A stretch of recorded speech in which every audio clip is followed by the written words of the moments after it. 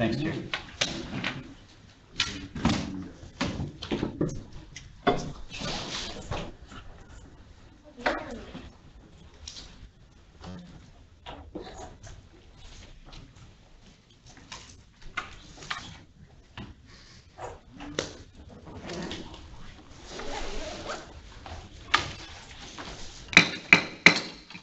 Good morning, everyone.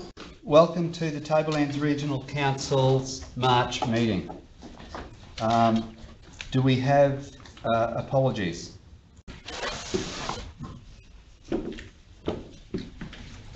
No apologies? Thank you. Could I ask everyone to stand, please, for acknowledgement of conflict?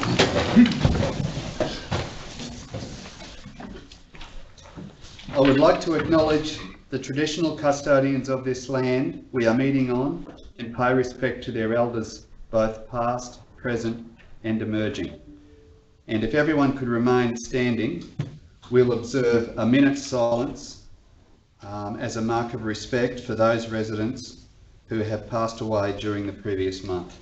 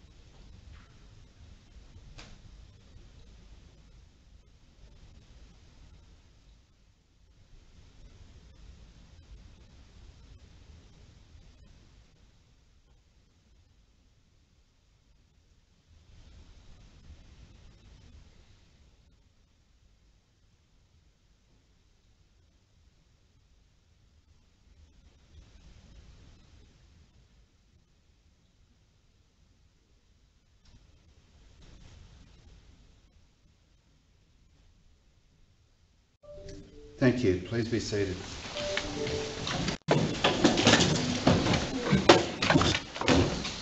Before we get on to our declarations of conflicts, I'd like to do two things. First of all, I'd like to thank our General Manager of Corporate and Community Services, Hilary Jackson, down here on my left. I'd like to thank Hilary for taking on the acting CEO role at very short notice several weeks ago. Hilary had a lot on her plate and was a bit reluctant to take on that role, but she took it on to serve us and to serve the community. And I'd just like to acknowledge the work that Hilary's done and thank her very much for doing that. Thanks, Hilary. And following on from that, at the beginning of this week, Gary Reinhardt on my right has arrived. Gary is our interim CEO, so Gary will be taking us through the fairly lengthy recruitment process that we'll go through to recruit a permanent CEO.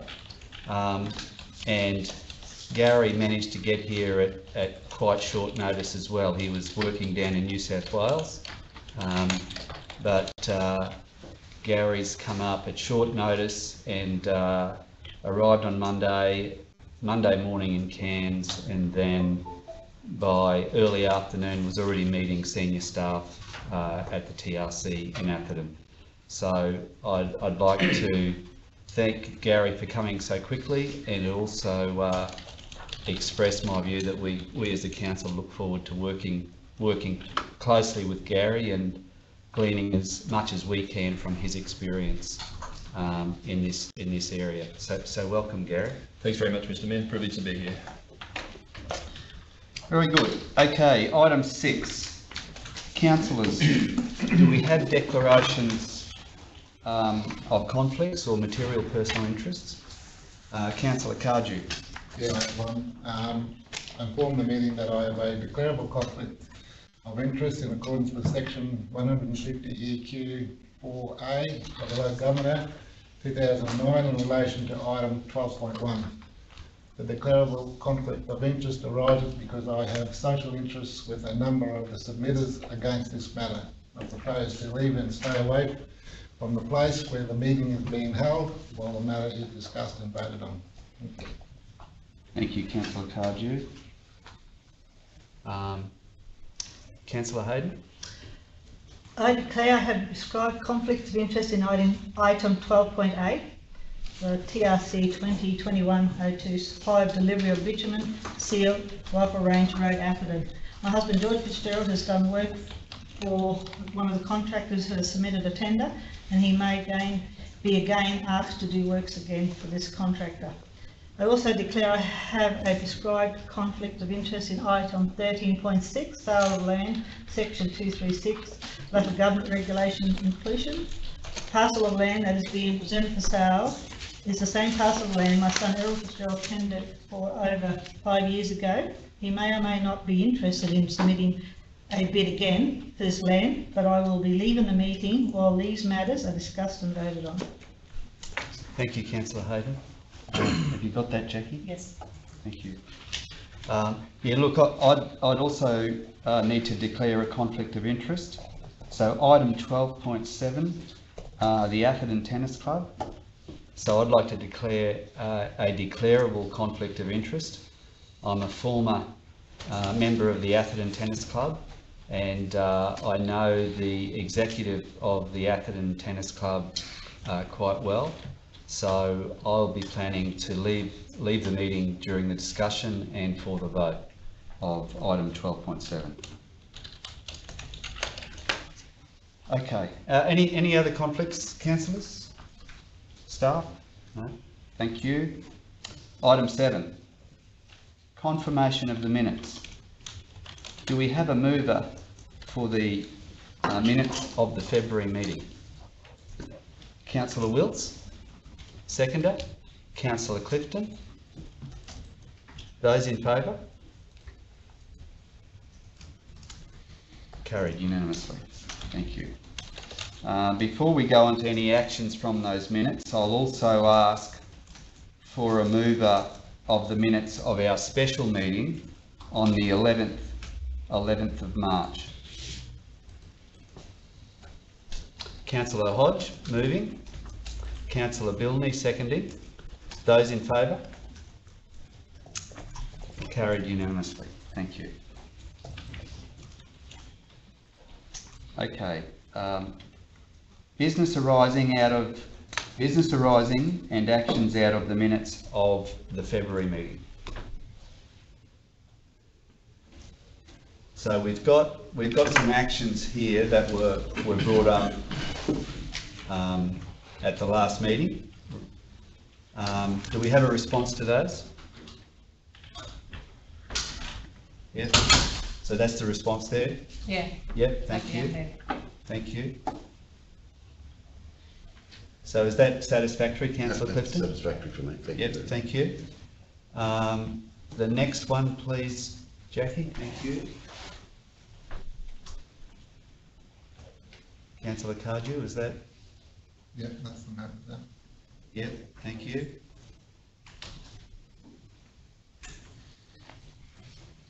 Yep, Councillor Clifton. Yes, I've received the response. Thank you. And finally, Councillor Hodge. Question about financial reports, equity. I don't think I've received that yet. I'll still take it on notice. It's to do with the equity section of between last year and this year, January. It wasn't included in the agenda.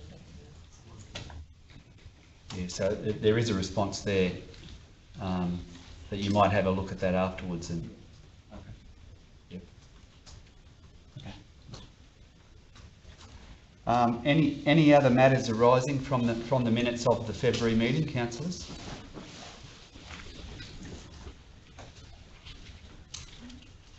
Okay, thank you. Any matters arising from the special meeting of the 11th of the 3rd? No? Thank you.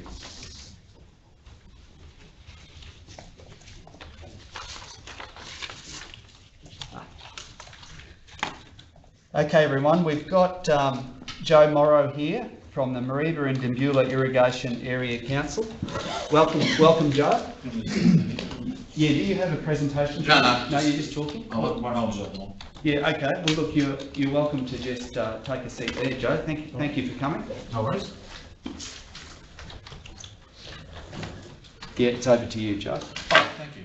Thank you, everyone, for allowing me this opportunity to catch up with the council. I was discussing the Mareeba Debula Irrigation Council with the mayor probably late last year, but about the role of the committee, and also there's a position there for TRC to be part of, and I just wanted to give the opportunity to explain what the council does, and also what we would like to see from TRC, if it was possible to have a representative on the Irrigation Council.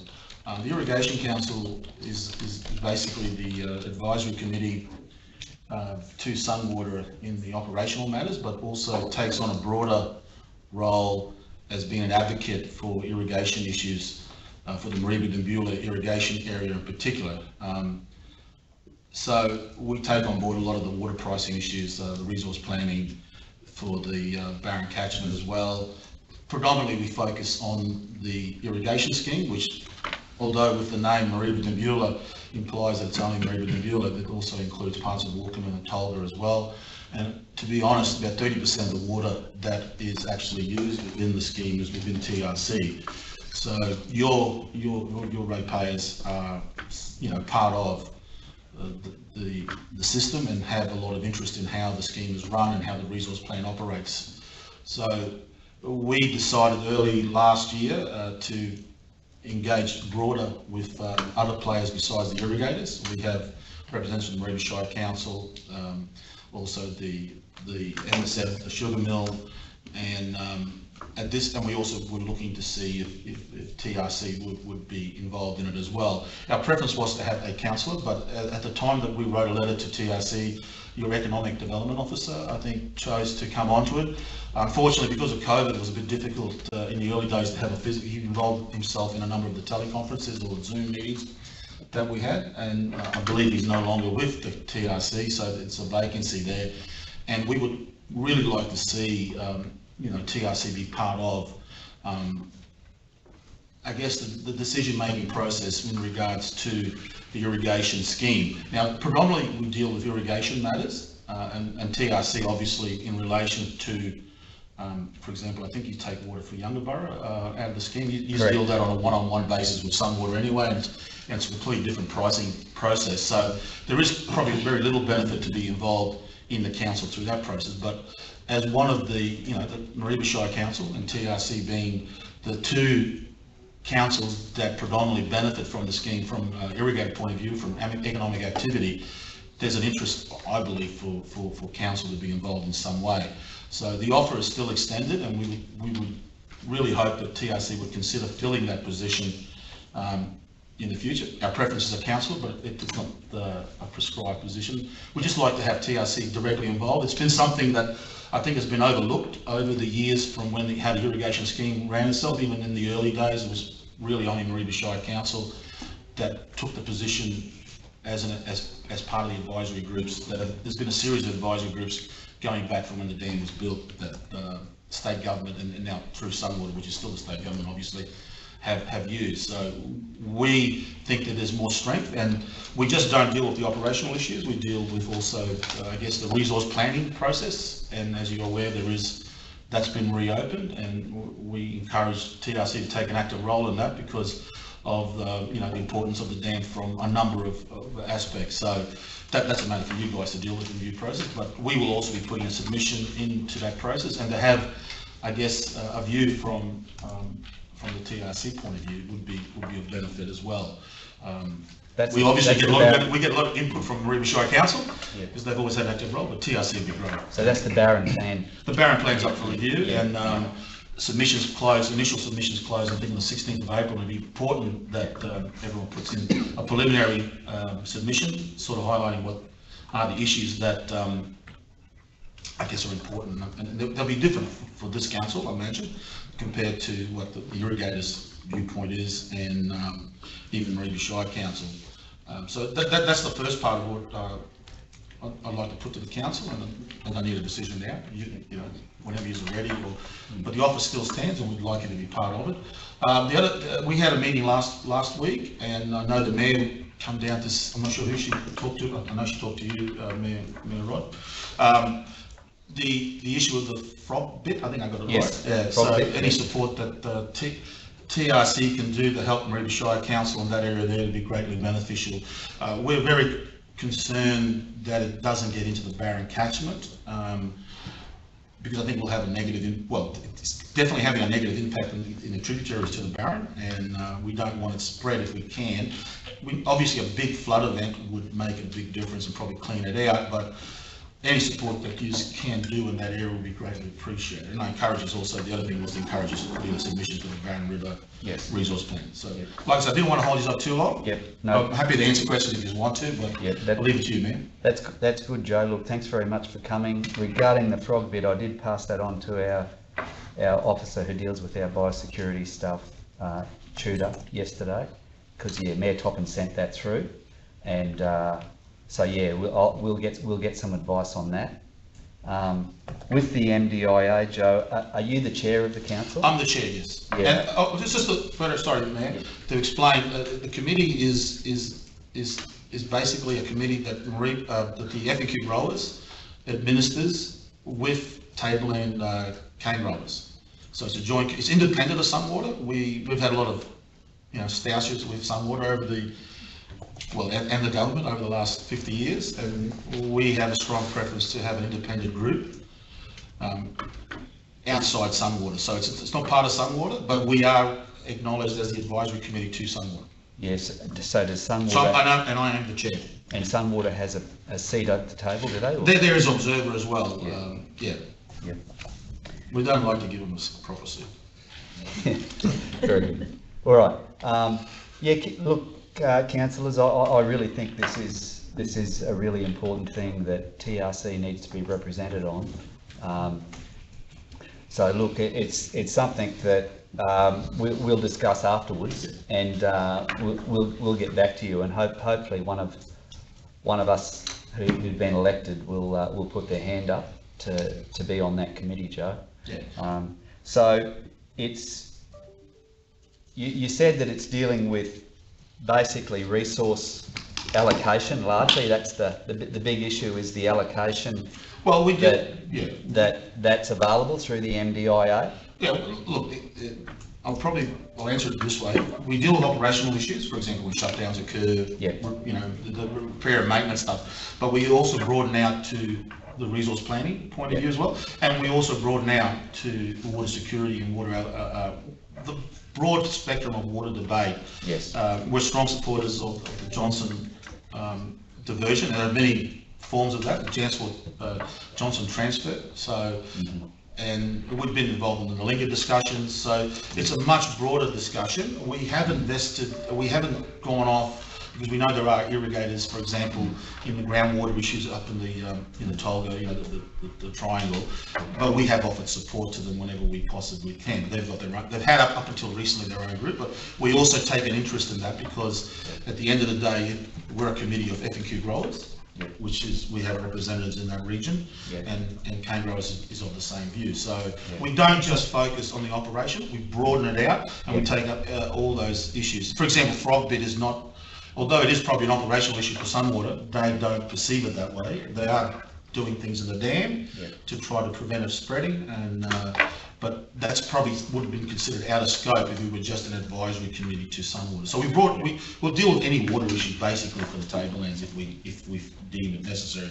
The name probably doesn't give it the right thing. Maybe something to be considered is also renaming it to. Sometimes just saying Mareeba Deville, I know people perceive it as Mareeba Deville. It's not really if you look at the whole scope of where irrigation is occurring. Okay. Any questions, councillors? Just one if I may. Joe, how often does the group have its formal meetings? Well, look, we don't have, we meet if there's a reason to meet. Right. So there's no set number of meetings, but usually it's about 3 meetings a year. We just had one now. We'll probably have one with the department in relations to the Barron River resource planning process. We're hoping to have that in May, and that might coincide with the announced allocations, subject to where the dam is in July 1, or leading up to July 1. And then we probably have another one towards the end of the year, but we try not to have meetings for the sake of meetings. Because they're busy guys, the farmers, and so am I, and we just meet if there's a specific issue we need to deal with. And, the most we've met is, well, we have met 6 times, depending on the issue, but usually it's 3 times a year. Thank you. So Joe, you did mention the North Johnson diversion. Does the MDIA have a formal position on that? Yeah, we fully support it. Yeah, we haven't settled on an option. We do like the idea of a weir to help control the water flow into Tanaroo, if that was possible. And I think if you look at what's been happening down south with the issue of flooding, that we wouldn't want to be putting water into Tanaroo, causing flooding problems further downstream. So, but we strongly support the Johnson diversion. And just for the record, when this whole water debate about water security came out, we supported the current modernisation of the scheme, which I'm not sure how aware everyone is here, but that would probably deliver another 8,000 megalitres for the MDIA. That was our first option. That's to do with efficiencies, isn't it? It's efficiency, but it's about increasing water allocation. Yes. So it's about 8,000 megalitres. And there's a second option down the track from the 12, so which is a total of 20.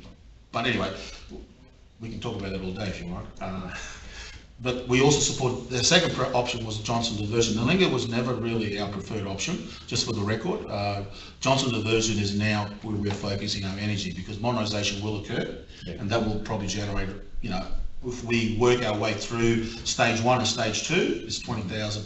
And the Johnson diversion, it's hard to really know how much water we could put into the scheme and how it could be done. I know, and there's a lot of discussion. I know some water have got an option which I haven't seen, so don't know what's actually in it. And there are others floating around. The Katter party have got an option, and there's also 2 gentlemen from your electorate or your shire that have got this idea of 3 weirs, which I think the principle of the weirs is something that needs to be considered as part of any diversion. But we support North Johnson Transport, 100%. Very good. We see that as the primary option from here on. Very good. Thanks, Joe. Councillors, any more questions?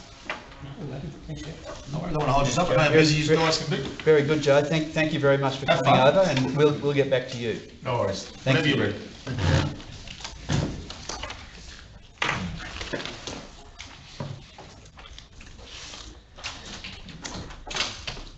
Okay, moving ahead, we can go down to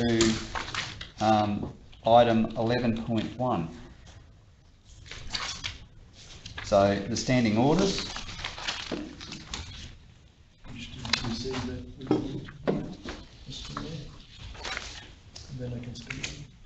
Yes. So councillors, could I have someone remove that we receive and open this report for discussion? The standing orders, 11.1, Councillor Hodge moving, Councillor Bilney seconding. Those in favour? Yes. Thank you, CEO. Thanks very much, Mr. Mayor. The standing orders are an important part of our meeting process, and a strong believer that good meetings get good outcomes, and good outcomes is what we're all looking for the time that we spend here and for our community. I congratulate everyone on the contributions that they've made. Clearly the work that's there is not mine. The work that I was doing on Monday was fix up the old standing orders, so I got off to a flyer, everyone. I referred to the Mayor as Ron, and then I reviewed the wrong standing orders on my first day. But I'm still here, and it's day 4, so the standing orders are a significant improvement on those that were in place previously. I think that were the sort of bulked up ones that the state did, and I recommend them to you as an excellent guide to your meetings going forward. Thank you. Councillors, any comments on those standing orders? So could we move that could we have a mover that the Sorry, Mr. Mayor, just a minor correction. I think that the correct reference should be standing orders policy. We adopt the standing orders policy is the actual name of the document, as opposed to simply standing orders. If that's okay. So look, we'll make that amendment now. We'll call it standing orders policy, if everyone's happy with that. Do I have a mover? Councillor Clifton. Councillor Hayden seconding. Those in favour of the standing orders policy? Thank you, carried unanimously. Item 12.1. Yeah, Councillor Cardew, thank you.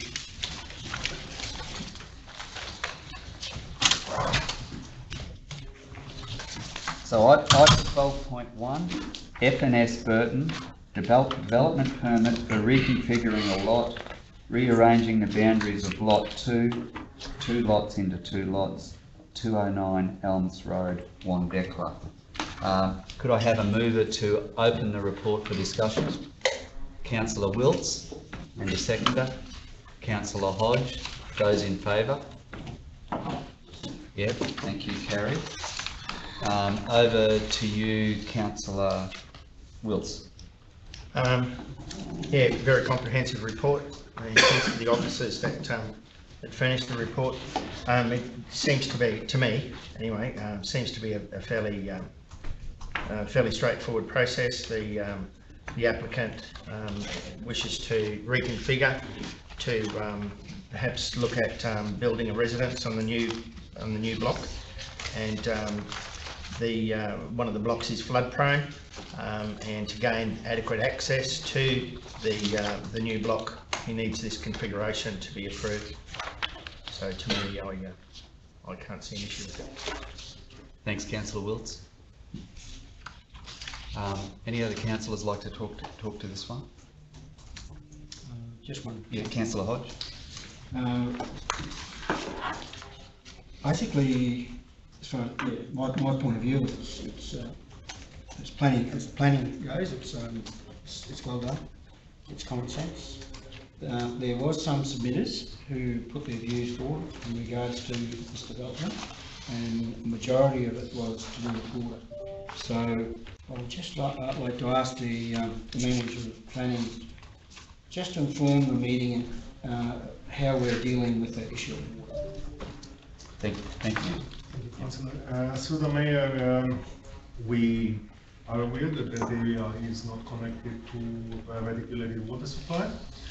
What we did in this instance is we have conditioned the approval on either installing suitable bores or providing tank storage of a minimum of 90,000 litres on the property.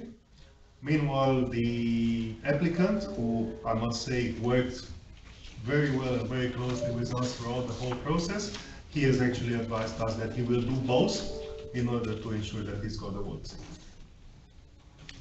So we'll be doing the 90,000 litres? And the bores. And That's my understanding. Thank you. Okay. Councillors, any more discussion or questions for Tudor?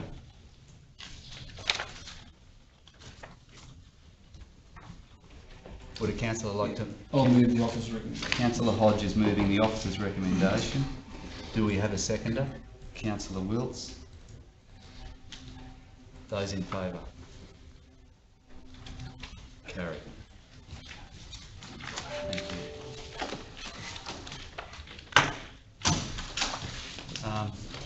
Mark, could you go and grab the kit? Sorry.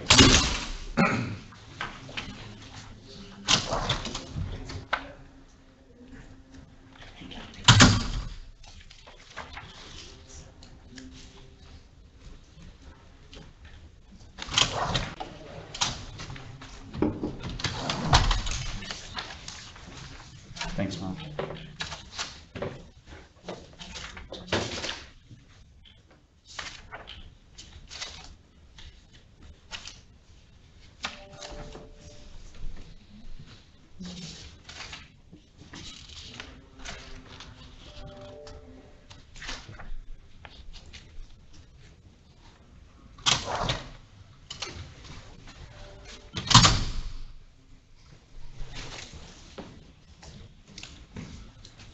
Okay, item 12.2, H.W. Webber, request for release of vegetation covenant, various lots, Bell Close, Gagetti and Quadrio Street, Atherton.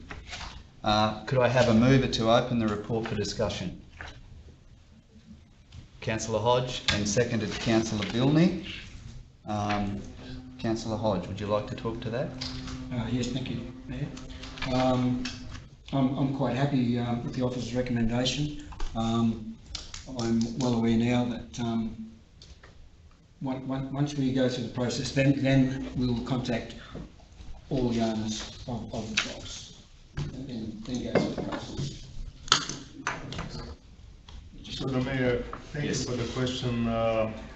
In this particular case, the owner has actually very clear provisions in it, how it can be released. There is a notice of release we have to issue at some stage. However, our intention is to informally contact all the property owners and make sure that they do understand what we're doing here, and then basically go through the legal process. Thank you. Councillors, more discussions or questions on this one? Do we have a mover of the officer's recommendation? Councillor Wills is moving the officer's recommendation. Councillor Clifton seconding. Those in favour? Carried unanimously. Thank you.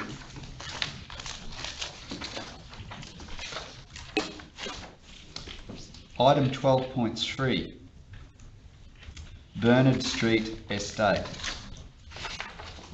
Can someone move that we open this for discussion, please? Councillor Cardew, seconded. Councillor Hayden.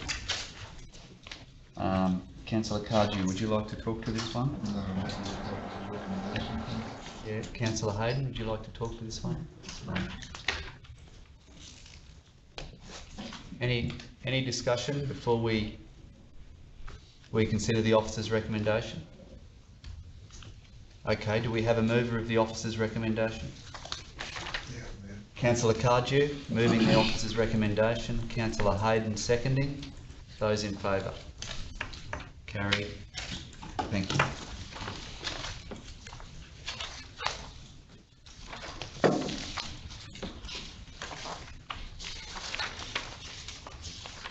.4 Communication Strategy. Major amendments to the Tablelands Regional Council planning scheme. Can we have this one open for discussion, councillors? Councillor Cardew and Councillor Wills. Councillor Cardew. Yes, thanks, Mayor.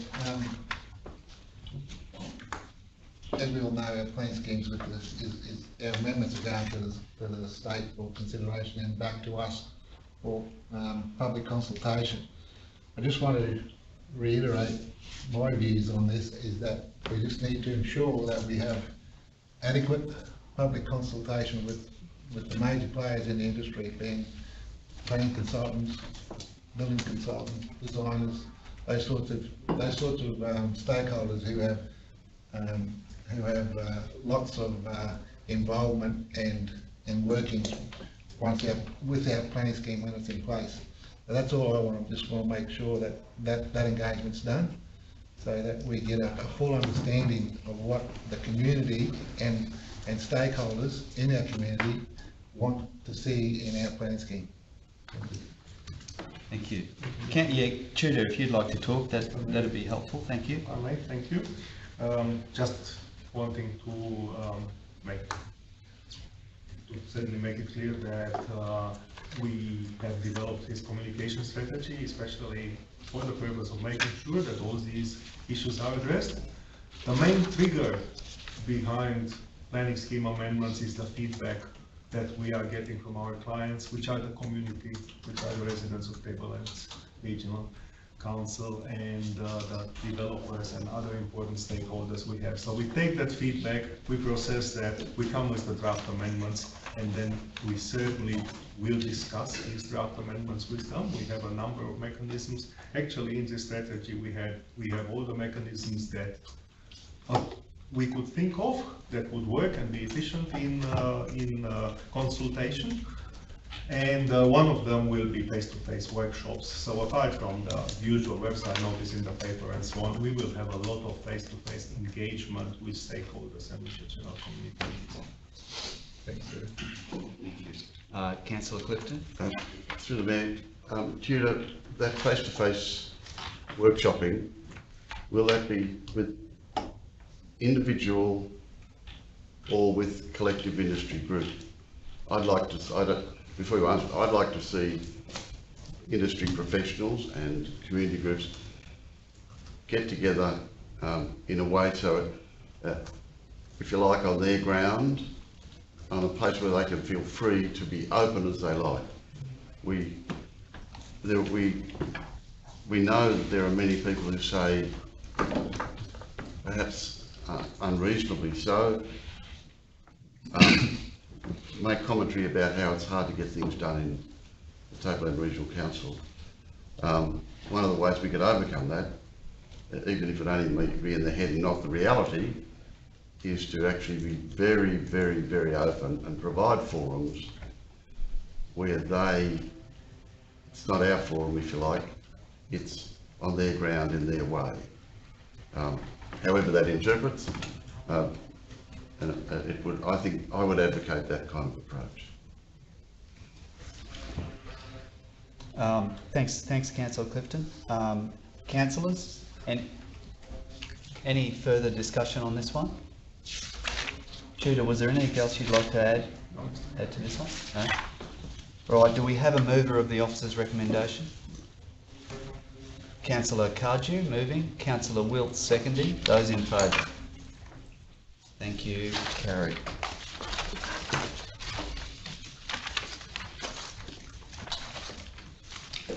Item 12.5, water supply strategy.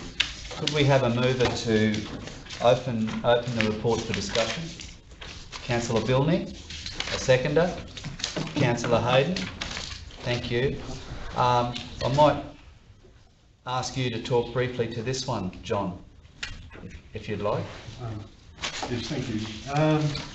So this has been quite an undertaking over the last couple of years, particularly this major milestone requesting council to endorse the strategy. The strategy is across all of the Tablelands Regional Council's water schemes. It sets out a plan in regards to addressing a number of key issues in regards to water supply, one being the matter of water reliability or water security, and the second being the matter of water quality. It sets a plan out for 2022 to 2069. The plan is not necessarily sets out to provide an immediate solution. In some instances, it involves a number of steps that we have to pass through to ensure that we come up with cost-effective solutions to improving our water security and water quality to each of the schemes that we're responsible for.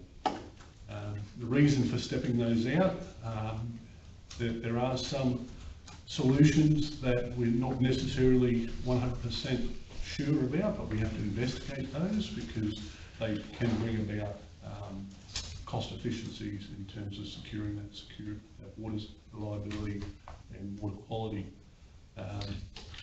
As we step through it, if some of those earlier steps don't come to pass and we work through the tiers, the solution becomes more expensive. So that's why we need to actually pursue those earlier steps so we can investigate and confirm whether we can actually put in place lesser cost solutions. So the report stands today to put forward the endorsement of that strategy. Thanks, John. Any questions for John or further discussion, councillors? Councillor Hodge? Yes, I just asked John to just go into where do you think you're going to investigate the new northwest bores in the zone? Could you just explain whereabouts that is roughly?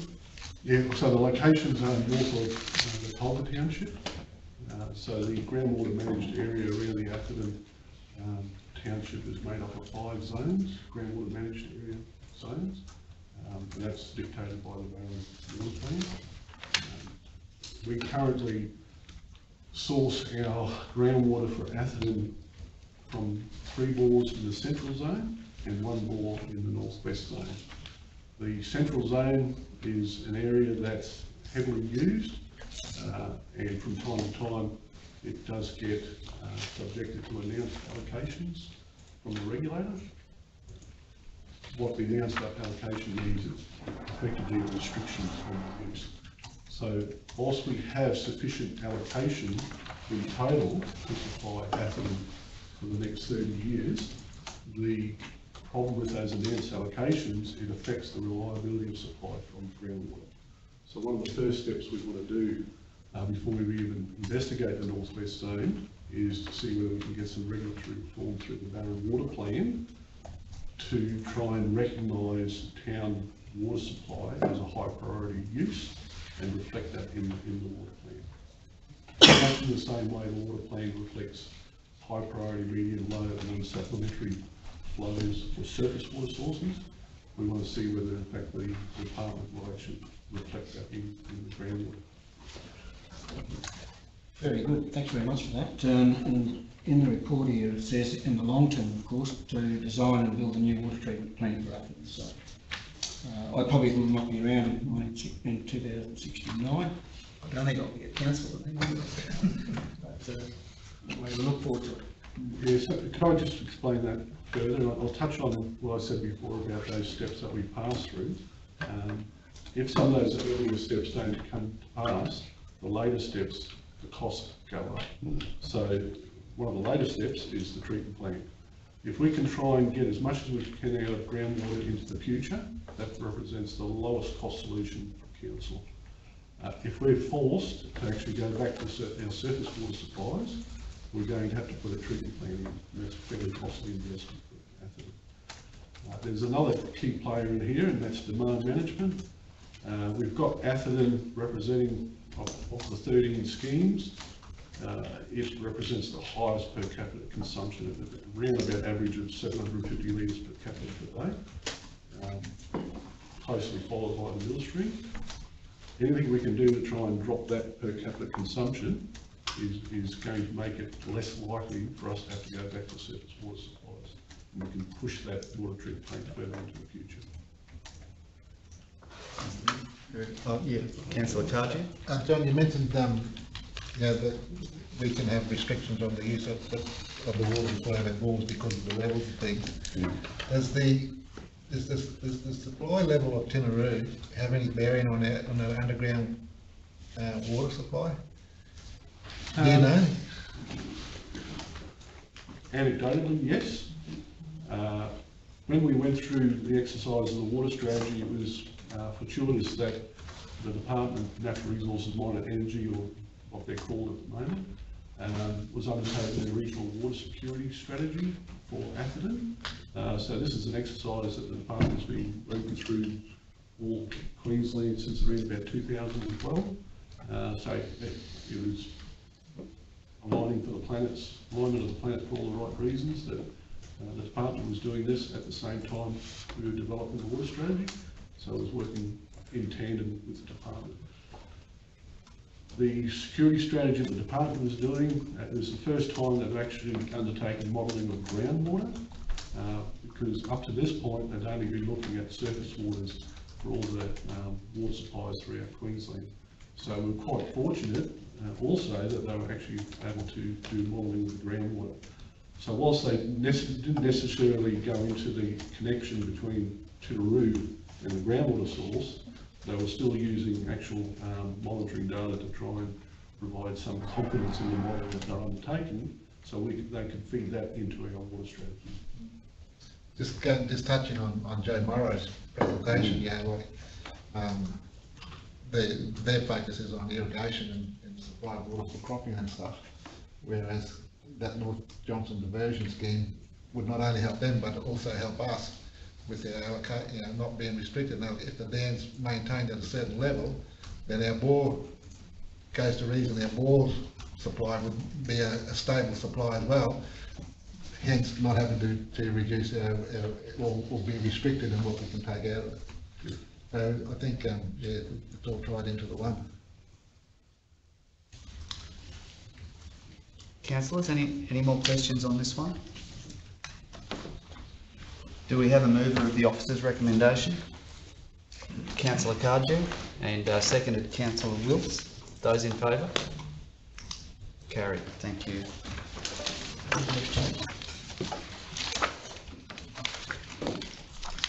12.6, Yungaburra Memorial Hall. Can we have a mover to open the report for discussion, please? Councillor Clifton and Councillor Hodge. Thank you. Councillor Clifton, would you wish to talk to this one? We can go to the officer, whichever you prefer.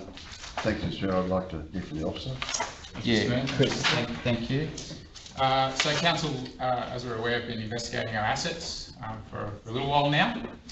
Part of those ongoing investigations, we've been starting to initially identify some facilities for discussion in regards to the future of those facilities and how they're being used by the community at large. This report gives Council the option to investigate community consultation on the future of Yungaburra Memorial Hall and then a following tender potentially based on the outcome of today. Thank you. Any more questions or discussion, councillors, on this one? Councillor Clifton. Thanks, Mr. Mayor. The commentary that comes from the community in relation to this is mixed, as you would expect. They say that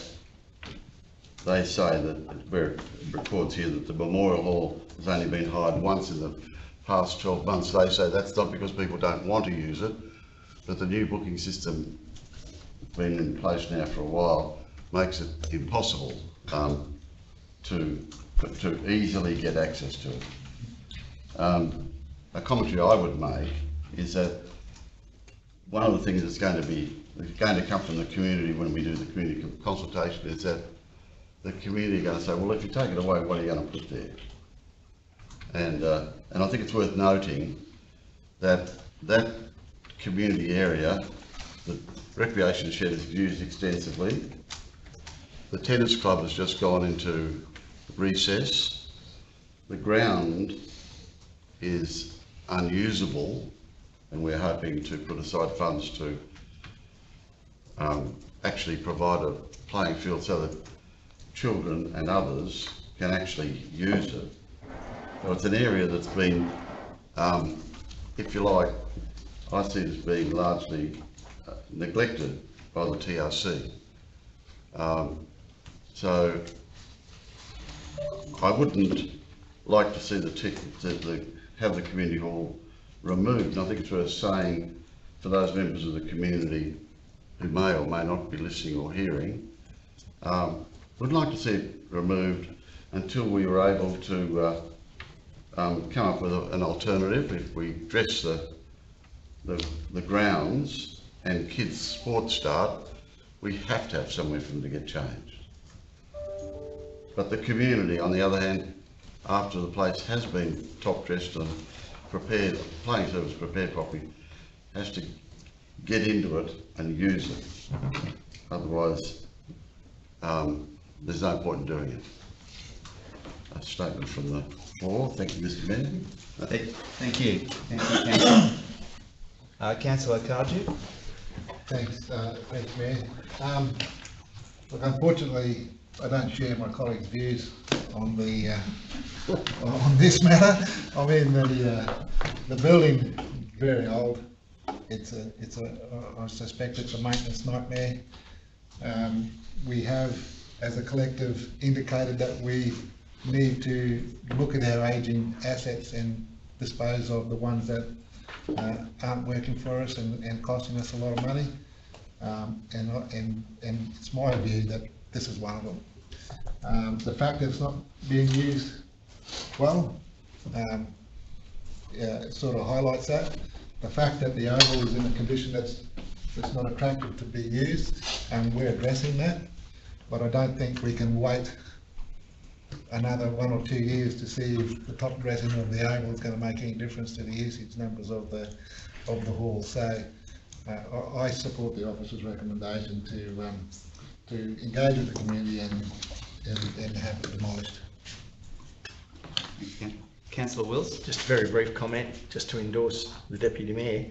When I was a kid growing up in Youngborough, it was a decrepit building there, and it certainly hasn't improved over the years. So, yeah, I fully support the officer's recommendation. Through the chair, and not for the record, it must be very old. Older than you thought. Can I sit on the other side of the table? Councillors, any more comment on this one? Do we have a mover of the officer's recommendation? Councillor Cardew is moving. Councillor Wiltz is seconding. Those in favour? Carry unanimously. Thank you. Now I have to leave the meeting, councillors, for this one. I'll hand over to Councillor Cardew.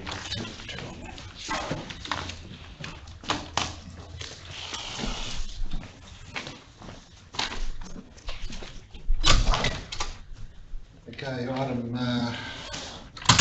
12.7.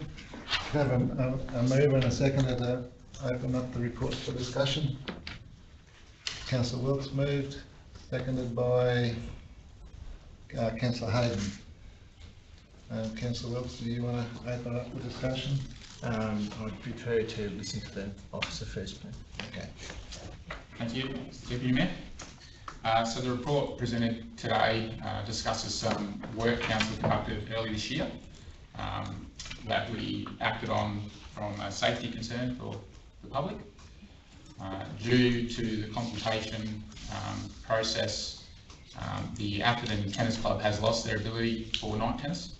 This report presents council with some options to either reinstate night tennis to the Atherton Tennis Club in a variety of ways. There is, however, one option for council not to fund that reinstating and to work with the club.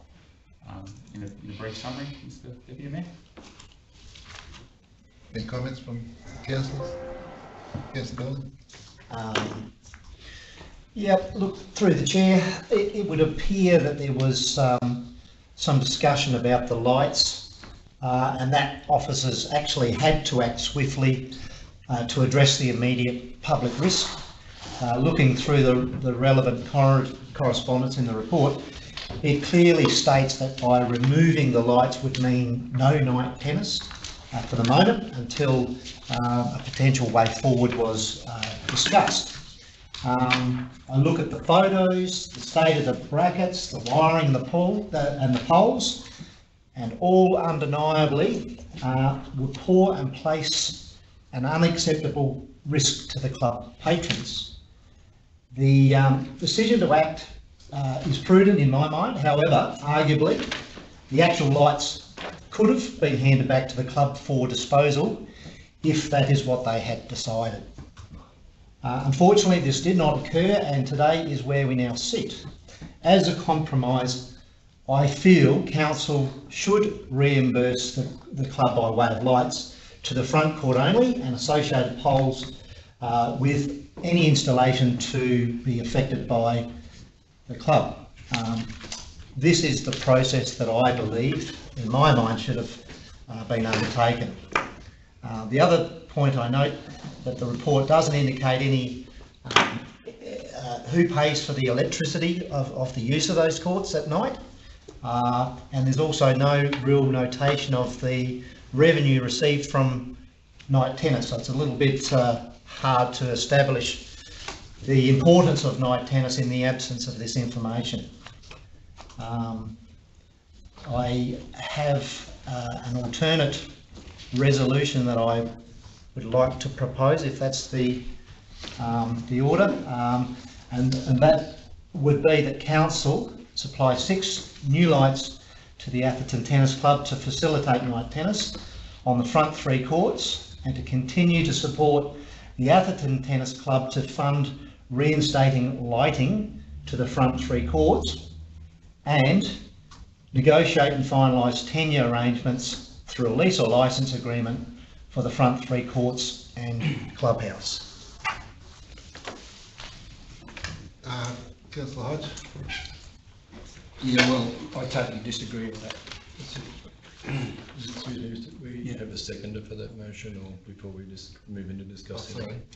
So you're going to put that motion up? Yes. I'll turn the motion. Do we have a seconder? And then, do you want to speak to this information?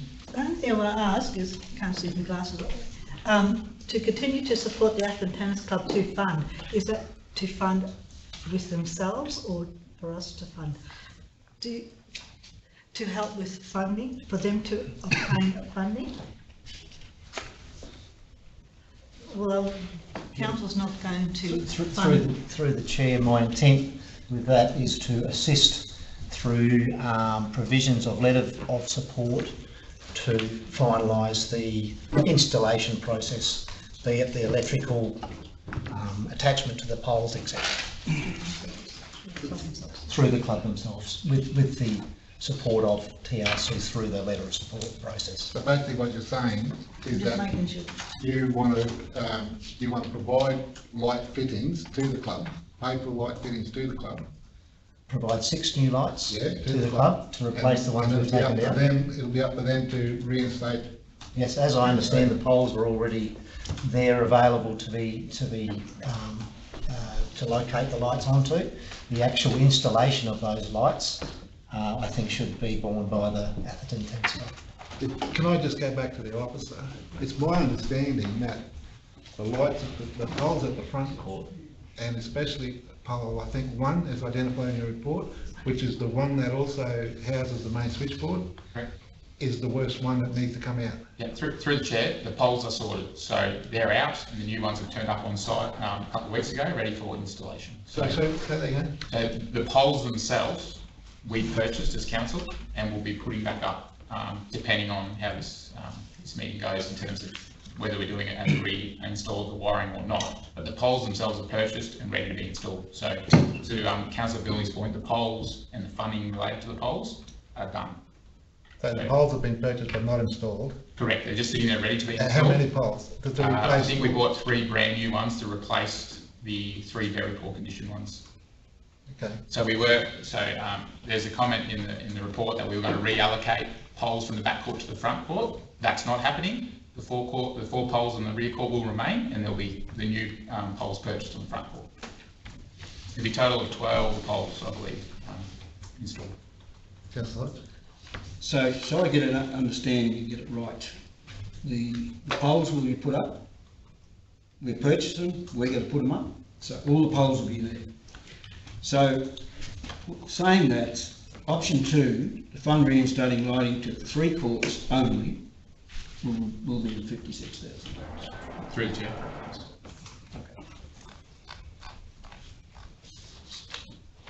So I'm just foreshadowing that if this doesn't get up, I'll be moving option 2. So the number of poles, number of lights, you're only suggesting we have 6 new lights.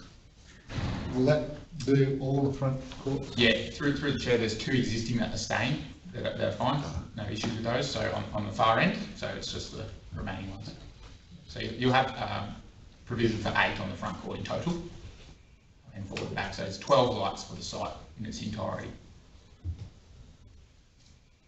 Just so we get what's going on correct, TRC owns the lighting, the poles, the light. The club doesn't. We own them. We moved in, and rightly so, for safety reasons, took them down.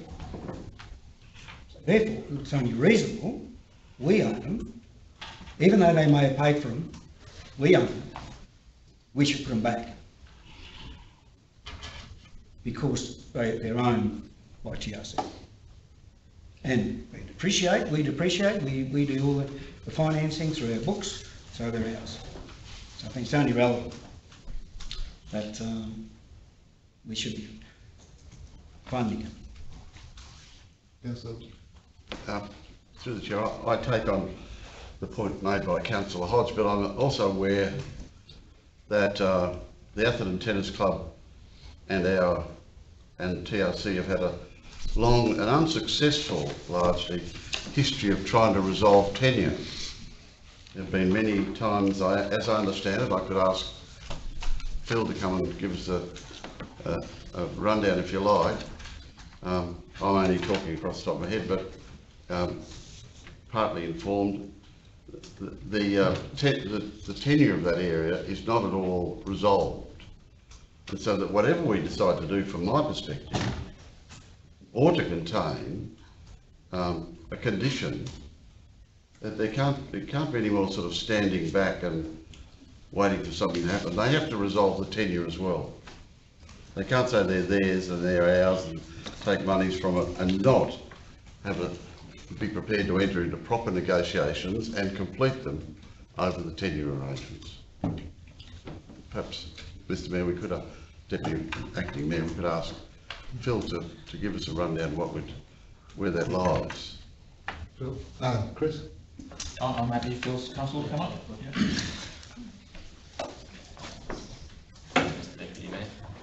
So, just to Councillor Clifton's point, I suppose the first point I'll make is that this report doesn't talk specifically, while it references the tenure, it doesn't go into the details as to the application. There's a bit of background that we've managed to locate on file, and as you rightly point out, there's Council's been unable for a long time to reach agreement with the club for whatever reason, and we can explore that in a further report to Council. I suggest would be the best way to deal with that. We have received applications in recent years, and we haven't, probably in the last 18 months or so, given Council's work in relation to its assets, the information we've received in those applications, the tennis club aren't particularly financial once you take into consideration that the assets are sitting on Council's books. And they've also accounted for those assets, so the club facilities and that sort of thing. So it's probably a little difficult to decide on that aspect of the tennis club in terms of the tenure and to Councillor Bilney's alternative motion. I think the second limb probably needs some further consideration in relation to the reference of local government regulation in section 236, because we need to actually resolve to apply an exemption. So just a notation in relation to that particular motion. Where do you want it to go? So I suggest that the second one be amended, and off the top of my head, I think it's, and I'll have to check that, but I think it's section 236. We want that to you. So Bill, can we just, and it'll be up to Councillor Bill because it's his alternate motion, but would you be able just for ease of for today, just having there that we ask for a report to be brought back to a future meeting, as opposed to try and put wording in there that we're unsure of. Yeah, thank you, Mayor. Yeah, that would be appropriate. That'd be best. Councillor Bill, would you be prepared to amend your motion? Through the chair, my intent with that last part of that alternate motion was to try and finalise some tenure arrangements for both parties. That's clearly what I was trying to do. So if it's via a report from officers, well, I'm okay with that. And just through the chair, acknowledge that the club has put an initial application in recently, and we are trying to work with them to do that. All the process will be to bring that report back to council to consider. Just for completeness, Mr Deputy Mayor, and to the officers, what time frame can we place on that report reasonably? We're actually working on that report as we speak. Malanda Tennis Club and Atherton Tennis Club. So we've got those applications. The meeting would be reasonable? Yes. Yeah. So we can just commit to that. Yeah. Thank you. Councillor Hayden. Just out of interest, this council has many community organisations that have invested assets into council-owned land, and council depreciate and insure these assets. But the fourth court out the back, I don't believe warrants the lights. I don't think it's used enough at night when there's three courts in the front. I don't believe that we need to really invest in the lights in the back.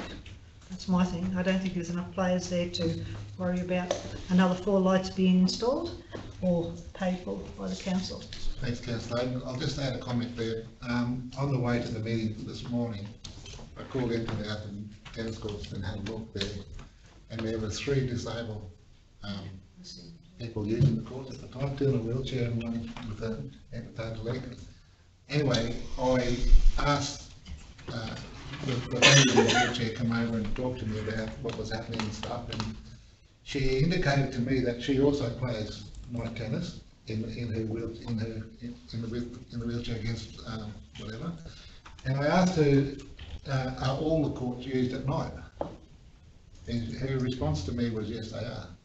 So I'm unclear on whether all the courts are used all the time or whether they're just used on occasions. I'm unsure. But I also just wanted to just go back to the first part of the report where you get 6 new lights to do the front 3 courts. Maybe as we've removed lights from the 4th court, is there any appetite to include in there that we will supply the lights for the rear court, but it'll be up to the club to install them? Is there any appetite for that? So, just through the chair, can I confirm that? I think will then lend you to the option 4 in the original report. Is that what you're referring to, Mr. Deputy Mayor? No, I wasn't referring to option 4. I was just trying to clarify some of this here, to just offer a suggestion that we provide, as we've taken those lights away, and whether they've been able to be repaired or not, I'm uncertain, but we've taken that ability away from them. And I agree that we should only be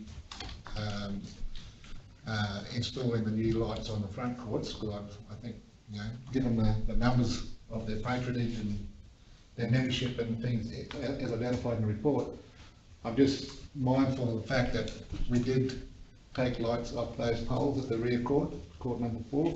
I'm just wondering whether there's any appetite to supply them with lights to be put back on those poles and let them reinstate it at their own cost.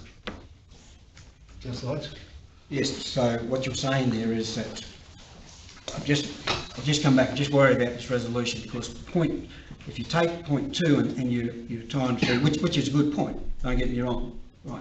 But we're not talking about tenure here at the moment, we're talking about the lights. So I don't want to muddy the waters with point 2. That, you know, that can be, we can add point 2 into another resolution that I may move if this doesn't get up. But yes, I think that we should, option 2 says we fund the front 3 court, fund the front 3 courts, all up with I think it's $56,000, and then option 1, I think then option 1, the club, we'll say the club, you look after the back court, okay, because at least they got the front 3 courts done, but let them look after the back one, the rear one. And I think that's a good compromise and fairness. Right, through you, Mr. Deputy Mayor. I think it's relevant to point out to councillors that while we're not considering tenure as such, it is relevant, I think in council's consideration just to note that the front 3 courts are actually located on the recreation reserve, so that is which council is a trustee of. The rear court's actually located on the freehold parcel, which contains the old school grounds. And I know that there's been previous discussions about council's future consideration of its assets, and I think the reason that the consideration of the rear court is a separate consideration to the front court is the difference in those tenures. And it's not to say that a lease can't be granted over that rear court as well as the front court, but there's 2 separate parcels. So I just want to note that the council are aware of that when making this. Given the nature of the conversation, points that have been brought forward, I'm drawn to the view that whether it be this motion or the officer's report, that all of this be deferred until there can be proper and conclusive discussions about tenure and about arrangements with the tennis club. In a way, there's nothing here that represents a report from the tennis club. They've made their views known widely in the social media and elsewhere. I favour the idea of simply deferring it until there can be a full and proper and joint paper that comes up to us, so we don't have to argue it out on the floor as we are now with various points of view. If it's good enough to seek a report for the April meeting, it's good enough to defer all this discussion and include, make the April report a final report. Thank you, councillor.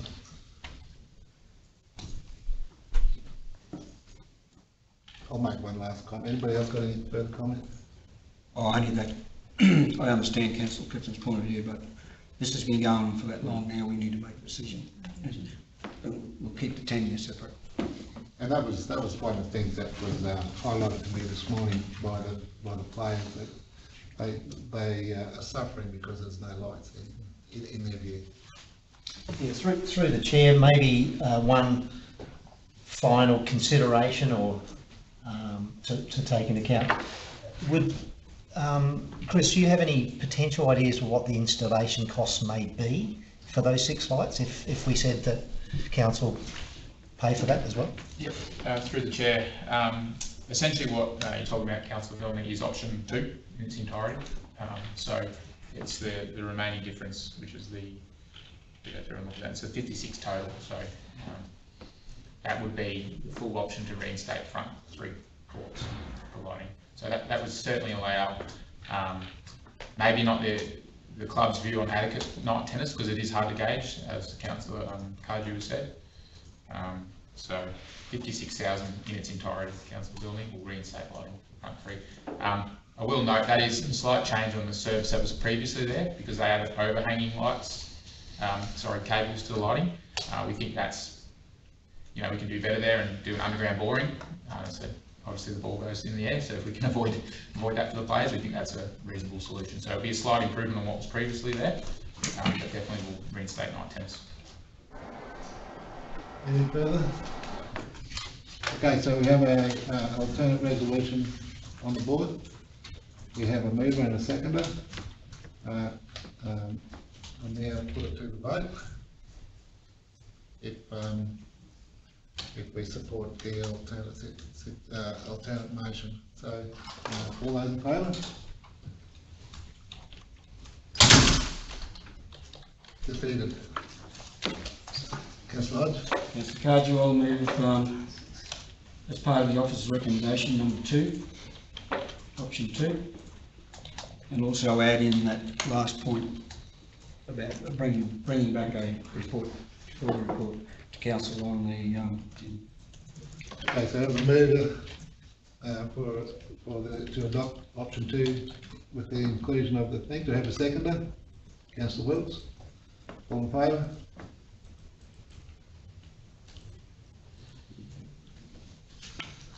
Okay. Casting vote.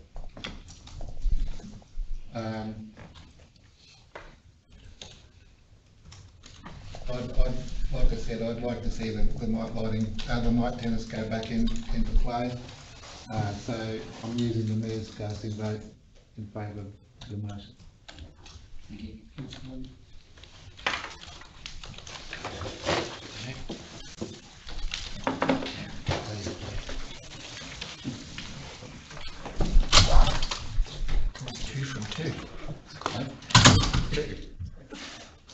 Right, we're square now.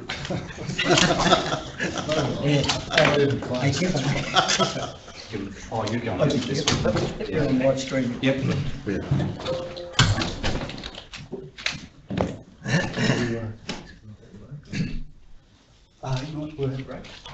Yeah, okay. Councillors, we'll take a small adjournment. So what have we got now? We'll take 10 minutes. So we'll come back, just after 20 past. Huh? I'll move it. We haven't got it. Oh. We just adopted those standing orders, so I can actually do that. We'll just give it a 10-minute break.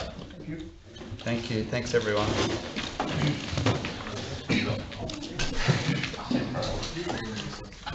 You're getting a name for yourself. I didn't. You're getting a name for yourself.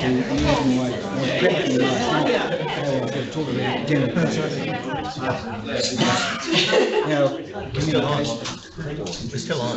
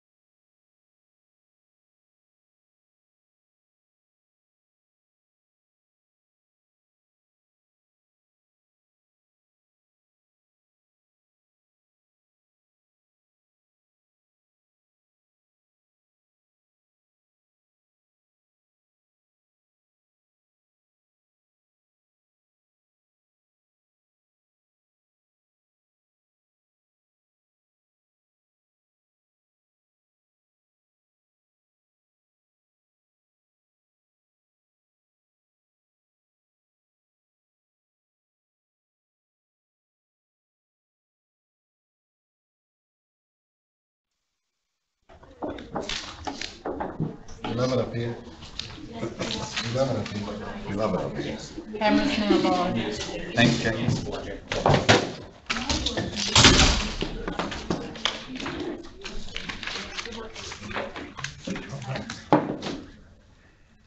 Okay, everyone. Thank you. We'll reconvene the meeting. It's 10:25. Item 12.8. And yeah, Councillor Hayden has left the room. Supply and delivery of bitumen seal, Rifle Range Road, Atherton. Can we have a mover to open the report, please? Councillor Bilney, and seconded Councillor Hodge. Would you like to talk to this one, Councillor Bilney, or we go to Jeff? Yeah, look, Yeah. through the chair, through the... So Jeff, if you'd like to talk us through this one, please. All right, through the chair. This project is part of the current year's capital works program. Basically to construct and seal was an existing gravel road, construct and seal to a 4.5 metre width to provide access, sealed road access up to the Rifle Club. Has been designed, gone to tender. Per the report, we received 2 tenders.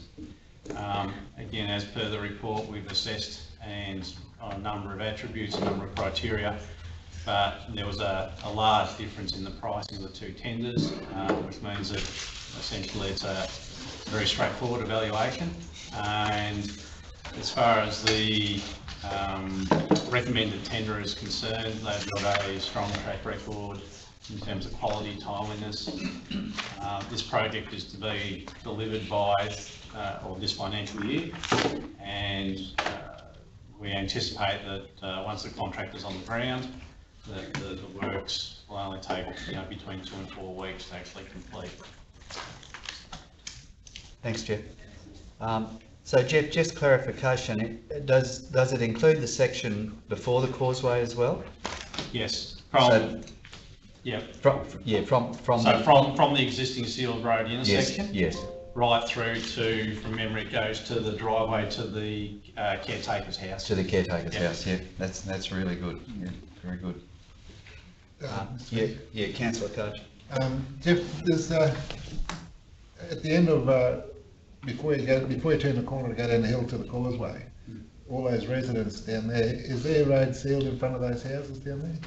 Did you know? Yes. It is? Yes, it's sealed. Oh, so it's sealed. So that's already sealed, so we're just Yes. doing that link in between, okay. Yeah, so that road is... Sorry, through the chair, Rifle Range Road doesn't actually have any existing house driveways that feed off it. There's a house on the corner that's got, it does have a funny sort of driveway arrangement, but I don't recall that there's actually any driveways to a house, occupied house, that comes directly off the piece of road that we're constructing and sealing. So the works won't actually prevent access to an occupied property, is my understanding. Yeah, not in that section. All right, Councillor Clifton. Through the chair, I note that we're going to be $132,000 over budget, and you've got some options. Option 1 to reallocate for the gravel resheet program, and option 2 not recommended is to reduce the scope of works. My question is that does this reflect, we've got a second tender which is sort of ludicrous by comparison, and does this mean that the bitumen layers are pretty, the road builders must be pretty strapped and are putting in big bids, or is it? Through the chair, look, as per the report, we had 12 downloads of the documents, 2 tenders. Whether that reflects the current workloads in the region, the availability of contractors and tenderers. Anecdotally, we are hearing that contractor availability is tight. But having said that, the price, we believe that the submitted tender price is a fair and reasonable price. We'd already looked at reducing the scope of the work where possible to try and contain costs when we did our initial draft design and estimates.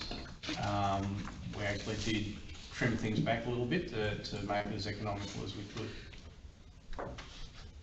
Thank you. Yep, councillors, any more discussion on this one?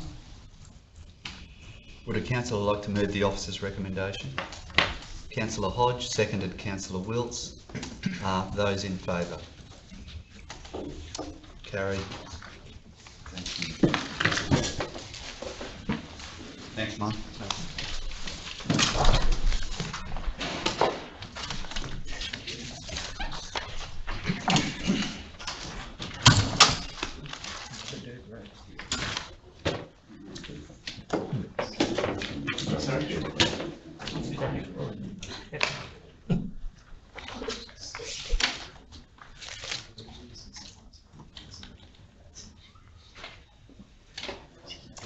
Okay, 13.1, Finance Report, February 2021.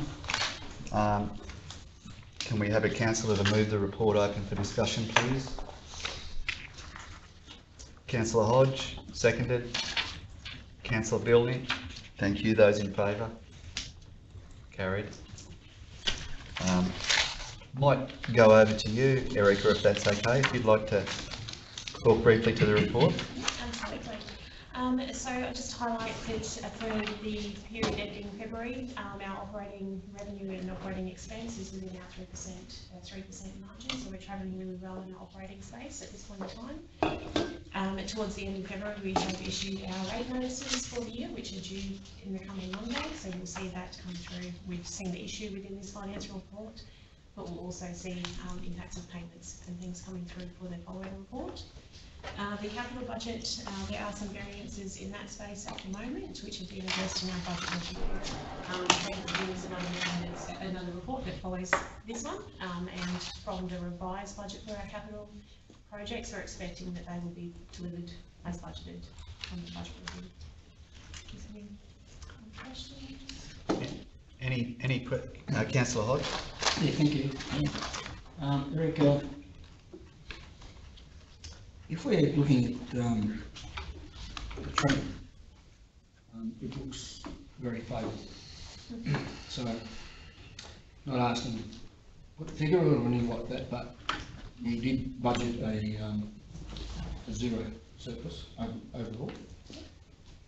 In your view, the way it's trending, do you think we'll end up with surplus? Or do you think that's a bit of an unfair question to ask at this point in time? Probably a little bit of an unfair question at this point in time. We are travelling well to date. We hope to pick that up as best as possible. Okay, I'll take that answer and you can work up. Thanks. Councillors, any more questions for Erica?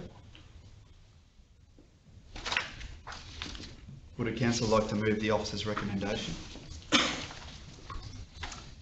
Councillor Clifton moving, Councillor Hodge seconding. Those in favour? Carried. Thank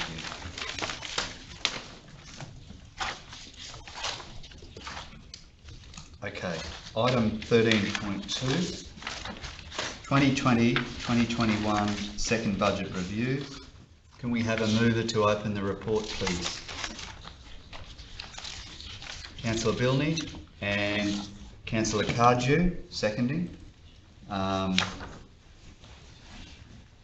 Would you like to talk, David, Councillor Bilney, or would we go to our Manager of Finance to get some guidance? Thank you. So as briefly mentioned just before, we are not proposing any changes to our operating revenue or expense. What we are proposing is some changes to our capital budget, so a reduction of 853,000, which will bring us into line with what we're expecting to deliver by 30 June. That also does have an impact to our funding arrangements, and it's more of a milestone, so we just won't reach some of those milestones for those projects by 30 June. So there's $1 million reduction in that space. That does impact our overall total net position, but we are expecting to receive that $1 million as we reach those milestones in the coming year. Thank you. Councillors? Questions, discussion? Do we have a mover of the officer's recommendation? Councillor Bilney, and Councillor Clifton seconding. Those in favour? Thank you, carried.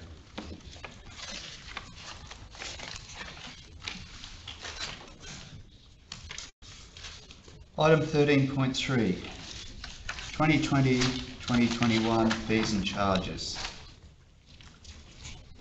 Do we have a mover to open the report for discussion? Councillor Clifton, and seconded Councillor Cardew. Councillor Clifton, would you like to talk to that, or? Happy to have Erica present. Thank you, Erica, if you'd like to run us through that, thank you. So the 2021-22 fees and charges have, we review all charges determined on what's required to deliver those services, and we cost that service out.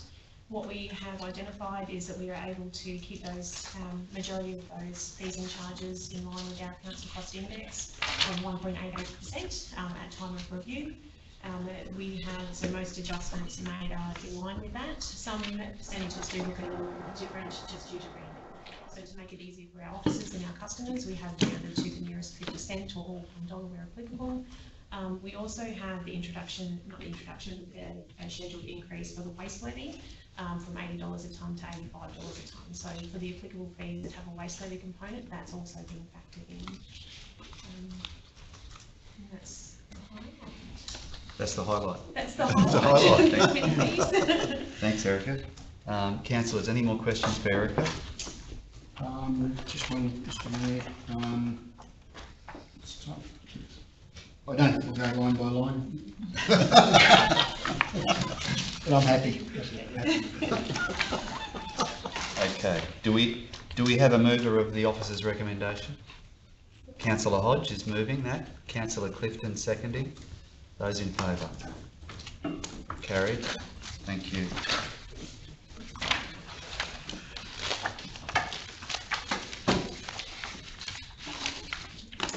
Item 13.4. May I speak to that, Mr. Chair? Yes, please. I would like to seek the leave of council to withdraw that item from the agenda today. It's day 4 for me, and I fully respect the work that's been done by the General Manager and the Manager, and I absolutely respect that we have to progress our information technology systems. They are the basis of everything we do. But just in respect of this report, I haven't had sufficient time to review the scope and the deliverables to the extent that I'd like to give me the level of confidence that I feel I need for this matter to progress to council. I'd like to spend a little bit more time on it before council considers it and debates it, without in any way suggesting that I'll change the recommendations of the officers. I just don't have the level of comfort that I would like, that I fully understand the matters that are contained in the report. Very good.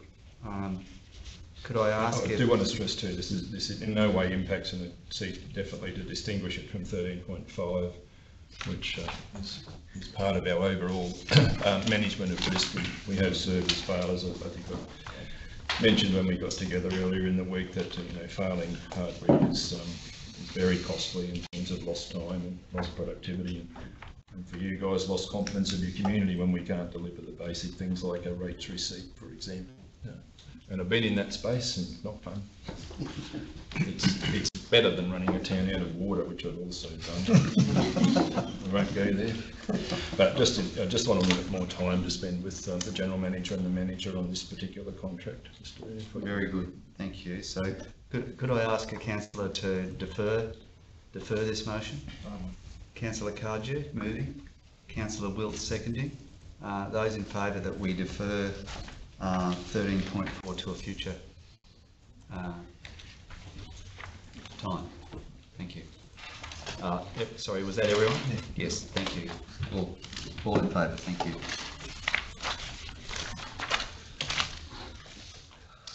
(13.5) Purchase of ICT hardware to replace server equipment. Okay, could I have a mover to open the report for discussion? Councillor Cardew seconded Councillor Hayden. We might just go to Sarah to just give us a run through of what, sorry Amanda, to do a run through of what we're purchasing here. Thanks, Amanda. Sure, Good no for you, problem. Ron. So basically council data centre was installed and upgraded back in 2013, and since then we haven't done any hardware upgrades within that equipment. The average server life is around 3 to 5 years, so obviously our current equipment is sitting around the 8-year mark. So part of this proposal is to upgrade the server hardware sitting in the data centre, which is basically where we house a large number of our current on-premise systems and applications. Basically we've still got about 48 systems sitting on-premise, and we're at a stage where potentially that hardware could fail at any point in time, obviously preventing us from being able to deliver core council services. Thanks, Amanda.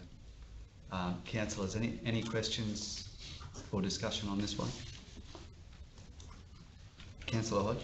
Yes, no, happy with the report, and in the report it says the funding of the capital budget review too, supported by council on the 25th of the 2nd this year, include a new budget item for the hardware upgrade, the data centre 227.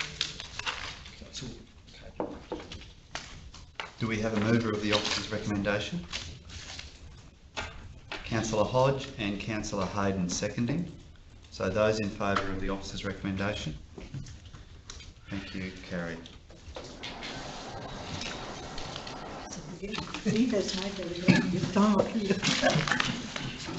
Thank you, Councillor Hayden.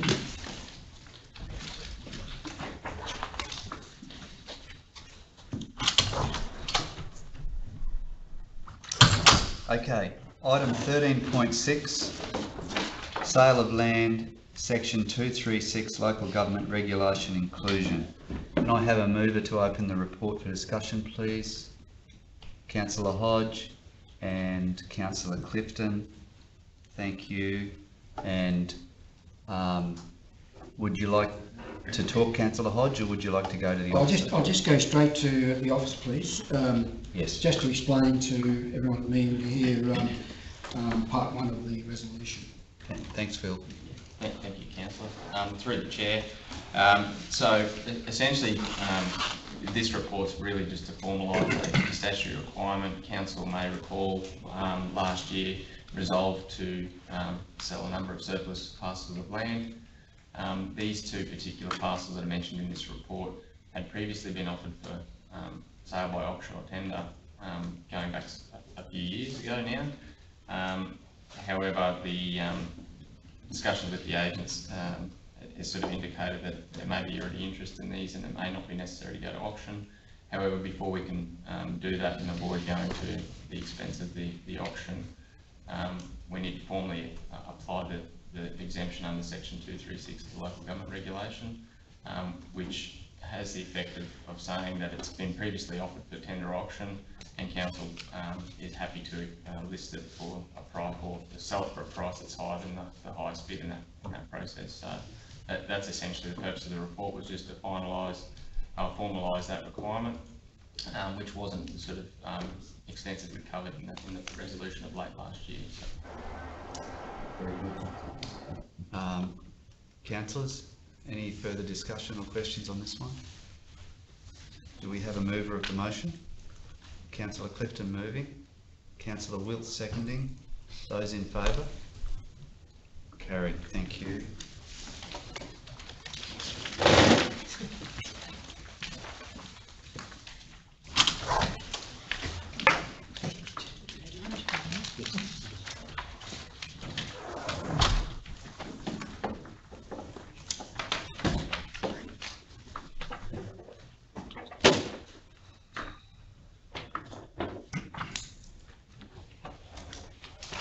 Okay. This one's also 13.6 on mine. It is 13.7, is it? I must have just had a typo. 13.7, so, oh no, sorry, it's in mine twice, sorry. 13.7, Audit Risk and Improvement Committee meeting, 9 March 2021. Do we have a mover Thank you, Councillor Clifton. Seconder. To open the report, Councillor Hodge. Would you like to talk to this one, Councillor Clifton? No, Mr Mayor, I wasn't, even though I'm a member of the committee, I was unable to be there that day, so, but I've had a good look at it, and it's a simple noting exercise. Yes.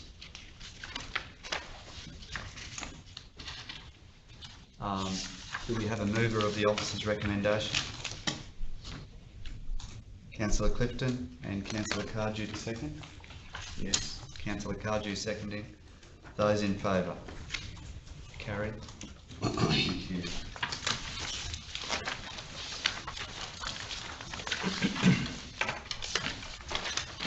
Okay, councillors, that brings to an end our... Mr Mayor, any notice of motions or business without notice? Any notices of motion? Business without notice? No, I don't believe we've got any confidential items today. So our next meeting is the 22nd of April, and that's here in Atherton again. I declare the meeting closed. Thank you, everyone. Thank you. One of the things we haven't done, councillors,